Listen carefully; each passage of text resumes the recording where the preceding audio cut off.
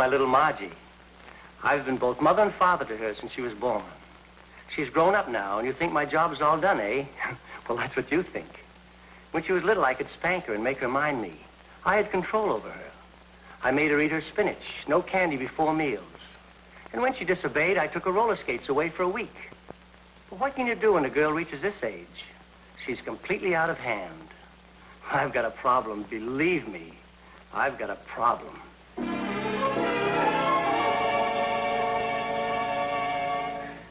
That's my father. I've raised him from childhood. That is, my childhood. He's nearly 50 now, and you'd think he'd settle down, wouldn't you? Well, that's what you think. Today, he looks better in shorts on a tennis court than fellas 25. Girls wink at him, and what's worse, he winks back at them.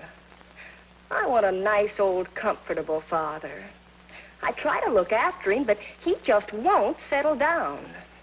I've got a problem, believe me, I've got a problem.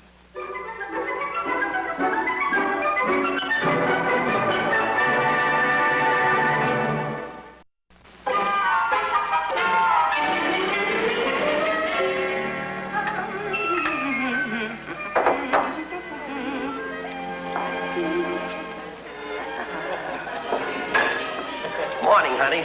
Good morning, Daddy.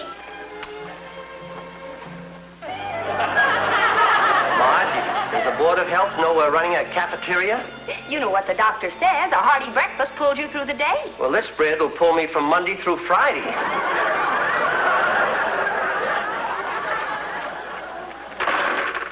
Well, what's that for? Happy weekend, Daddy. Margie, you're not fooling your old pappy. What's behind all this? You better eat your waffles while they're hot. Are you up to one of your old tricks? What kind of jelly would you like? We have honey, strawberry, raspberry, Well, cherry. are you? Orange, lemon, and lime. Margie, stop that. Oh. Here's the morning paper, Dad. Shall I open it to the sports or the financial page? But I thought you said you... never mind what you thought. If you want to read the paper at breakfast, it's perfectly all right with me. Well, maybe a peek at the utilities. Here's a piece of toast.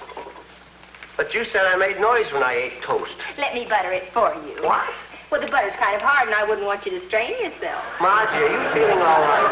I feel wonderful, perfectly wonderful. And I was just thinking how perfect it would be if you would take me with you to Mexico. Take back your toast. Okay. Hey, that's my breakfast. It's a drugstore for you. Margie, this is one time your tricks won't work. Once and for all, I absolutely, positively, irrevocably, and irrefutably refuse to take you with me to Mexico. No? No. I just hate a man who won't say what he means. Oh, Margie, be reasonable. I'll only be gone a couple of days. I'll be back before you know it. Dad, I'm surprised at you. You're willing to leave your little Margie alone and defenseless on the great big island of Manhattan, surrounded by 4,126,032 men. You've been living with those odds for 21 years, and what have you got to show for it? Pretty. Oh, yes, but you've been here to protect me. You know how the old saying goes, when the cat's away, the mice will play. I don't follow you. But I tell you, Sam, this is the greatest stunt of all. Your picture will make the front page of every paper in the country. Come in? Look, Sam, I guarantee you this stunt is surefire. Now, this is what you do. You go up to the top of the Empire State Building at lunch hour, and at exactly 1 o'clock, you jump. Now, of course, you don't really jump. I'll get up there in the nick of time, and I'll stop you. Don't worry, Sam. I'll be there. Well, what can I do for you? You're not small enough to go over Niagara in a barrel. You don't look strong enough to swim the English Channel, and obviously you're not cut out for flagpole sitting. Well, thank you. I think. My name is Margie Albright, and I'm in need of your services. Well, I know just what you need. Now, you sit down there. Now, cross your legs. Let's see. Yes, that's fine. Just a little bit more cheesecake, and you'll look perfect. Now, just a minute, Mr. Grant. As long as you've started running up a bill, you might as well call me by my first name. E? The initials just the front. Everybody calls me Tommy. All right, Tommy. I don't think you understand the kind of publicity I want. You see, I'm anxious to make my father think I'm painting the town with the most romantic, exciting, and notorious bachelor. Well, that shouldn't be any problem for you. You don't get it. I want to be seen at nightclubs, parties, and shows, but I don't want to go. And I want this man to send me flowers, candy, and expensive gifts so my father will worry and take me to Mexico. Oh, you'd like your father to think that you were mixed up with a wolf. That's right. Now, Dad's leaving in a couple of days. Do you think you can put it across? Me and the imaginary wolf? You just leave everything to me. After tonight, your father will be calling you Little Red Riding Hood. Good. Now, if the scheme works, Tommy, I'll double this. And don't worry about the flowers and gifts. I'll pay all the expenses. What do we do first? Well, first we grab a bite of lunch. It's almost 1 o'clock. You had a 1 o'clock date on top of the Empire State Building. You were supposed to meet a man and stop him from jumping. It's too late now. I guess I'll have to meet him at the bottom.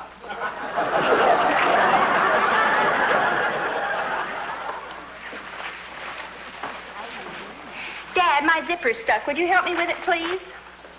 Well, what have we here? Do you think it's too, she? Well, it certainly isn't he. Here, let me see that zipper. Hurry, Dad. I have a big evening planned, and I don't want to be late. There. Going out with Freddie? Uh-uh. Special date tonight? You guessed it, Dad. First we'll have dinner, then a show. Afterwards we'll go dancing. Well, honey, don't you think it would be a good idea to tell me who you're going out with? Oh, now, Dad, don't you worry. You said nothing can happen to your little Margie. Bye.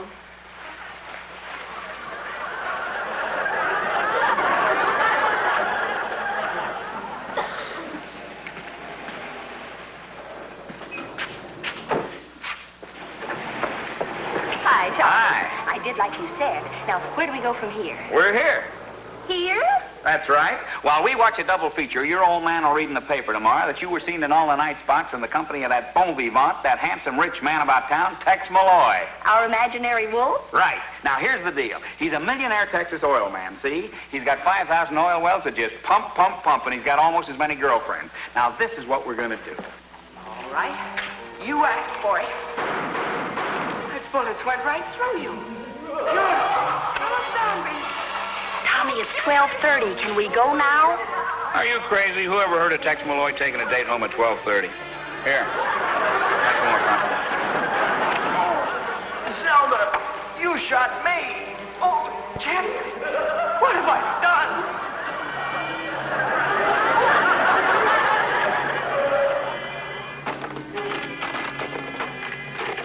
Tommy, it's 3 o'clock. Now? Coward, we've only seen the picture 5 times. Have another box of popcorn.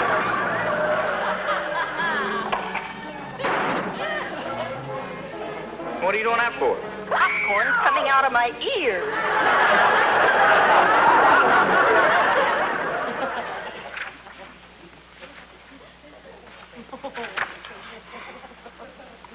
Three o'clock.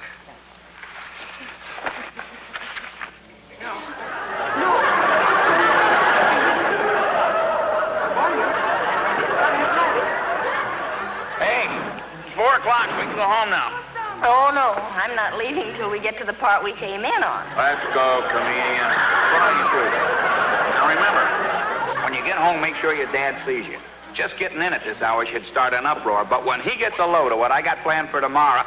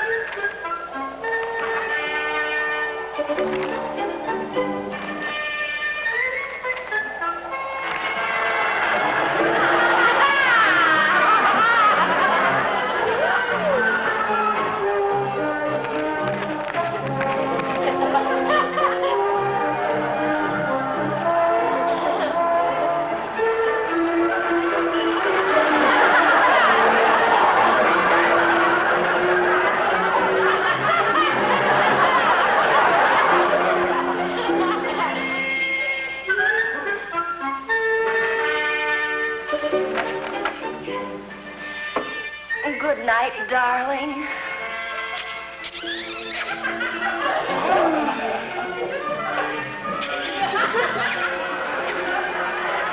Margie! Yes, Dad?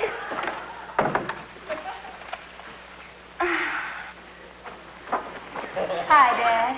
What do you mean by coming home at 4:30 in the morning? Oh, is it 4:30? Yes, it is, and I want to know who you were out with. Oh, he was wonderful. Young lady, you and I are going to have a man-to-man talk. A what-to-what talk? Oh, honey, let's go out in the kitchen and have a chat like old times. I might even make some popcorn. Can't we talk about it in the morning? I can hardly keep my ears open. No, I'm wise to that one. You'll stay in bed until after I leave for the office. Oh, no, I won't, Daddy. I promise. Well... In the morning.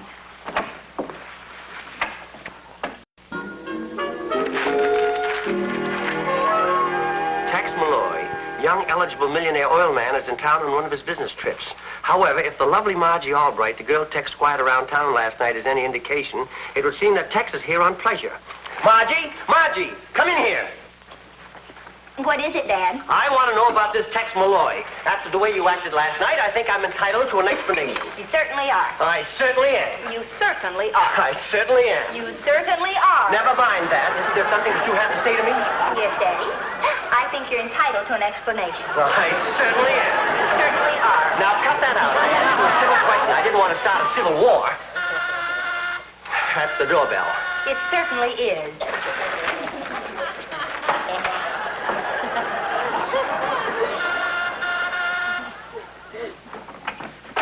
Miss Albright live here? Yes, I'll take them.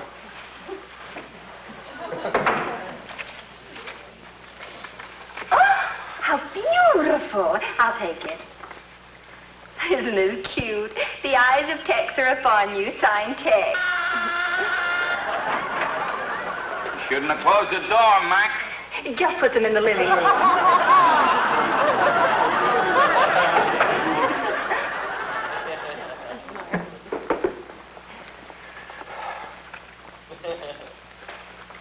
In all the state of Texas, the other 47 too, you're my little cactus, 'cause I'm stuck on you. Isn't it sentimental?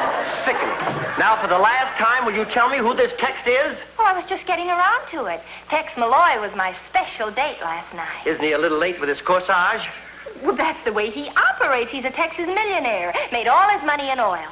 He told me he had 5,000 wells that just pump, pump, pump. How lubricating. Dad, I've been thinking about the trip to Mexico. Let's not start that again. I told you before I can't take you with me. Well, that's just it. I think it'd be a good idea for you to get away by yourself for a change.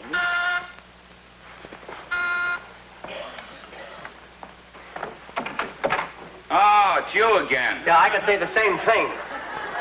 Oh, wait a minute. Who's that? Chief Kennesaw. How? The chief has a special message from Miss Albright. Here I am. How? Me, Chief Kennesaw. Tex Malloy, blood brother of our tribe. Oh, for crying out loud. Please, Dad, you'll offend the chief. Thank you, my blood father. Dad, I didn't finish what I was saying about Mexico. I thought you just agreed that I should go alone. I did. Well, then why are you bringing it up again? Well, it's just that you're leaving Thursday, and I want to ask you one question. Yes? Why don't you leave tomorrow? I almost forgot. Tex sent along some flowers for you, too. And a special message. All the way from Texas, over land and over water, I send along this cactus, 'cause I'm stuck on your daughter. Wasn't that sweet of Tex? Sending you something, too. I won't even discuss it. Look at this room. It looks like a greenhouse. Sending a girl a bouquet is one thing, but this is ridiculous. Don't worry, Dad. I'll get rid of the flowers. How? How? That makes two of us.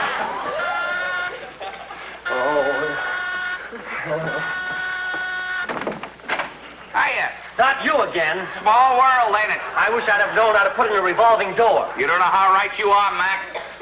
Now, just a minute. Better get out of the way, Mr. Albright. Now, wait a minute. What? Just a minute. Just a minute. Now, take it easy, fellas. This is my apartment. Hey, with all these flowers, I hope he doesn't have hay fever. I think he's beginning to weaken. Keep him coming. Everything's going great, huh? And how? How? Quiet door would do it. Margie! Margie! Get me out of here!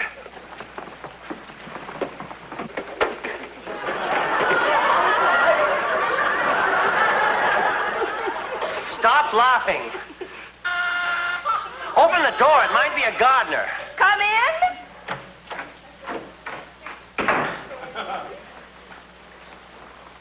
Who died? Welcome to the jungle, Freddie. I don't know how welcome I'll be after you see this article. What article? Right here in Charlie Atkins' column. Last night, your reporter spotted millionaire Texas oil man Tex Malloy with charming Margie Albright. They were chopsticking it in a secluded booth at the exclusive Chinese eatery, the House of Ching Hao. How? Who's that? The last of the Mohicans. Go on, Freddie. Keep reading. I don't think you'll want to hear any more, Margie. Well, I do. Tex has only 3 interests in the world. Margie Albright, oil and cattle, in that order.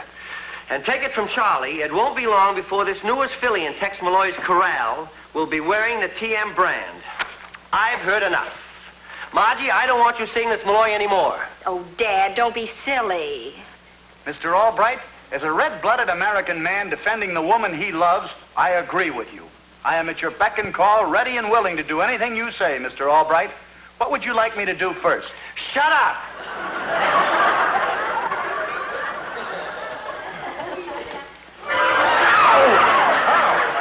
Haven't you gone back to the reservation yet? Come in. Oh, no, you don't. We've had enough flowers for one day. Out you go. Out! How? Oh, that goes for you, too. Come on, get out. Everybody out. Go on. Keep going. Go on. Out you go, all of you. Wait a minute, you. Why can I get a hold of this Tex Malloy? I have a few things I want to say to him. Well, why ask me? I'm only a messenger boy. Does this give you any kind of a message? I only deliver flowers, that's all. Here. Have a bouquet. Look, Mac, meet me at this address in an hour.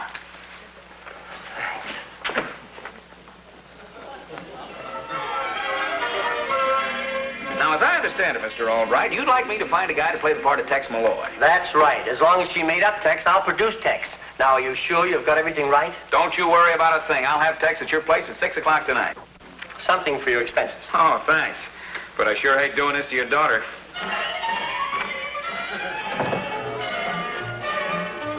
How's my baby? Hi, Dad. Getting all spruced up, eh? Going out? Uh-huh. With Tex. Oh, darn it, I meant to tell you. He called up just before you came home. Who? A Tex. Tex? Yes, he said he'd be around to pick you up at 6. At 6? Where are you going? To the beauty parlor to get my nails manicured. It's only 3 o'clock. See? Both clocks are on time. That must be Tex now. Answer the door. I didn't hear it ring. Well, it rang. No, it didn't. It did. It did not. Margie, answer the door. Why don't you answer it, Dad, while I slip into a hostess gown? You haven't got a hostess gown. Now let him in.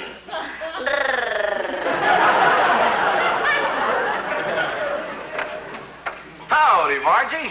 Hi, Dave, Joe, Pete, Bob, Al, Tom, Dick, Harry, Try Tex, my little prairie flower. Tex, Oh, I knew you'd never forget me, little lady. Tex Malloy. That's right. I've been reading about you and me in the newspapers. Well, what's the matter? Don't you feel so good? Can I get you something? Yes, a nice dignified funeral. Oh, Margie, aren't you going to bring your friend in and introduce him? Things are liable to be a little peculiar around here. Just don't let on. Oh, don't worry about me none. I'm here to legitimize everything. Dad, this is Mr. Malloy. Tex, this is Mr. Albright. Mr. Albright, Mr. Tex Malloy. Mr. Tex Malloy, Mr. Vern Albright. Vern, Tex. Tex, Vern. Bye, but the evening passes when good friends get together. Well, and good night, you sweet little old Texas boy. Margie, I hate to let you know, but then I guess you know. Won't you sit down and make yourself comfortable? How do you like New York? Oh, this is mighty fine country, especially these New York women. They sure got a pretty skyline. Down in Texas, all you see is heifers. Them's cattle, you know. Margie says you're an oil. Yep, practically marinated. That's a Texas joke.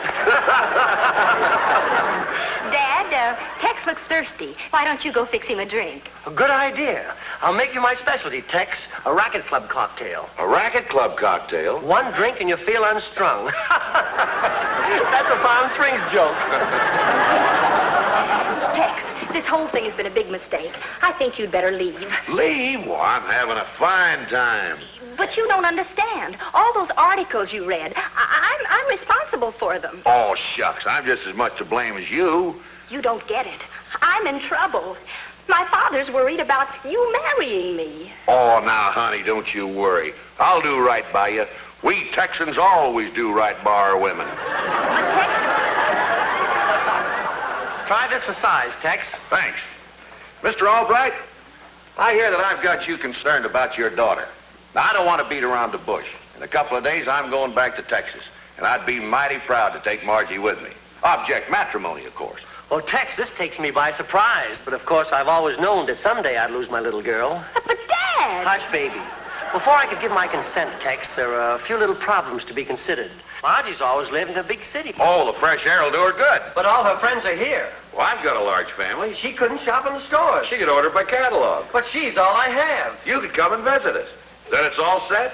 Wait a minute, it's his serve. Put it in, Tex. Nothing would please me more than to have you as a son-in-law. Congratulations. Congratulations. Margie, just think, in a little while, you and Tex will become one. Won't that leave a lot left over? Oh, don't you worry about your old pappy, honey. I may be losing a daughter, but I'm gaining a son. Come on, honey. Grab your hat. We'll drive up to Connecticut and get hitched right away. You stay away from me, Tex. Oh, now they said just like a woman want to be coaxed. Come on, let's go.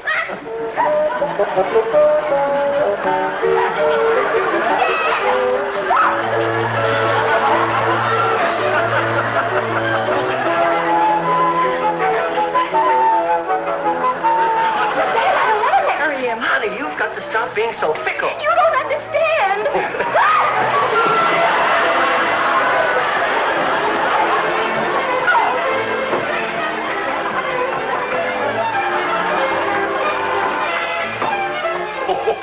This ought to rope the critter.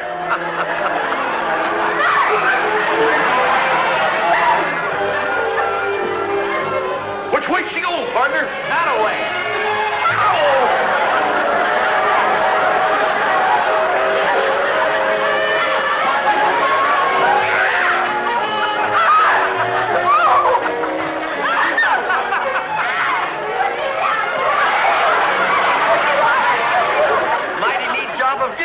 Partner?